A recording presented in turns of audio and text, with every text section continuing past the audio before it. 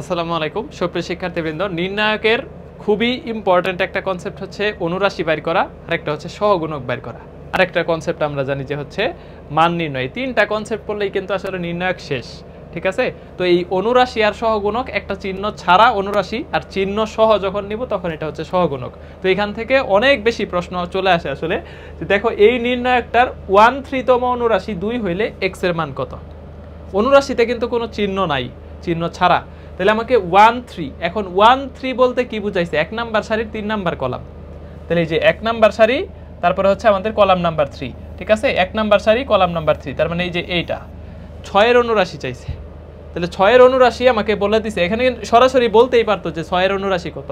দেখো 6 এর অনুরাশি এটা না বলে বলছে 1 3, তার মানে 1 নাম্বার সারি 3 নাম্বার কলাম, এইটাই যে 6 এটা তোমাকে ফাইন্ড আউট করতে হবে। এখন এটার অনুরাশি হচ্ছে 2, তাহলে অনুরাশি বলতে হচ্ছে দেখো 5x আর একটা হচ্ছে 2 2। তো এটার ভ্যালু যেহেতু চিহ্ন নাই তাহলে এটা কত 2। তাহলে দেখো আমাদের 10 - 2x = হচ্ছে 2, বা 2x এর ভ্যালু হচ্ছে 8, সুতরাং x এর ভ্যালু কত আসতেছে দেখো 4। এই যে ইজিলি আমরা হচ্ছে আসলে অ্যানসার করে ফেলতে পারতেছি 4, ঠিক আছে? তো এইখান থেকে দেখো রাজশাহীতে আরেকটা শিফটে আসছে সহগুণক থেকে, এবং এই প্রশ্নটা জিএসটি 23-24-এও আসছে। জিএসটি 23-24-এ কিন্তু সাস্ট সহ ছিল, ঠিক আছে? তো জিএসটি 23-24-এও এই প্রশ্নটা হচ্ছে আসলে আমাদের চলে আসছে যে এই নির্ণায়কের 3/2তম সহগুণক 10 হইলে x এর মান কত। 3 নাম্বার সারির 2 নাম্বার কলাম, দুইটার যোগফল দেখো বিজোড়, তার মানে এখানে ঋণাত্মক আসবে। সহগুণকের ক্ষেত্রে মনে রাখবা যে এই যে আমাদের মুখ্য দুইটা কর্ণ আছে, মুখ্য গৌণ, ঠিক আছে?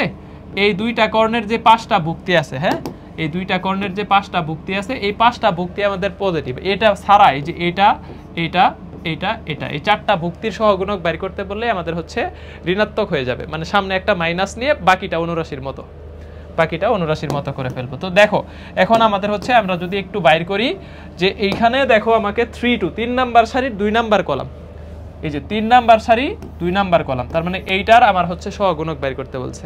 তো এখানে চিহ্ন কি ঋণাত্মক, তাহলে সামনে একটা চিহ্ন ঋণাত্মক বসায় নিব।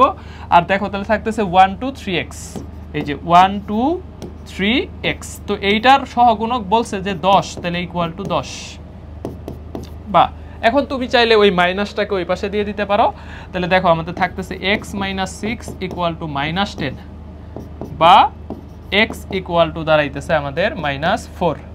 তাহলে দেখো একটা ইউনিটে আসলো +4, আর একটা শিফটে আসলো হচ্ছে -4 দিয়ে। তাহলে এটার অ্যান্সার হচ্ছে কত? -4। এই যে সহগুণক অনুরাশি দুইটা কনসেপ্টে কিন্তু আমার ক্লিয়ার হয়ে গেল। যদি অনুরাশি চাইতো তাহলে এই চিহ্নটা মাইনাসটা নিতাম না, তখন অ্যান্সার হইতো +4। যেই সহগুণক চাইছে -4, ঠিক আছে? তাহলে সহগুণক চিহ্ন সহ, আর অনুরাশি হচ্ছে চিহ্ন ছাড়া। আর চিহ্ন কিভাবে মনে রাখবা? শুধু এই দুইটা মুখ্য কর্ণ আর গৌণ কর্ণের সবগুলা ভুক্তির চিহ্ন পজিটিভ, মানে এটার অনুরাশি আর সহগুণক সমান, এই কর্ণ এই কর্ণ। আর তাহলে এই যে এই চারটা এটার হচ্ছে আমাদের সহগুণক হচ্ছে ঋণাত্মক, মানে সামনে একটা মাইনাস নিয়ে নিলেই হয়ে যাচ্ছে।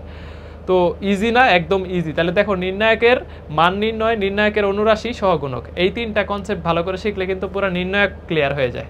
তো অল্প কনসেপ্ট ক্লিয়ার করে বেশি প্র্যাকটিস করাটাই আসলে অ্যাডমিশন টেস্টে ভালো করার অন্যতম ট্রিক্স। তো স্টে কানেক্টেড, রিলস আকারে ভিডিওগুলো হচ্ছে রেগুলার দেখতে থাকো। ইনশাআল্লাহ হচ্ছে দেখবে যে একটা ভালো গুছানো রিভিশন হয়ে যাচ্ছে। আল্লাহ হাফেজ।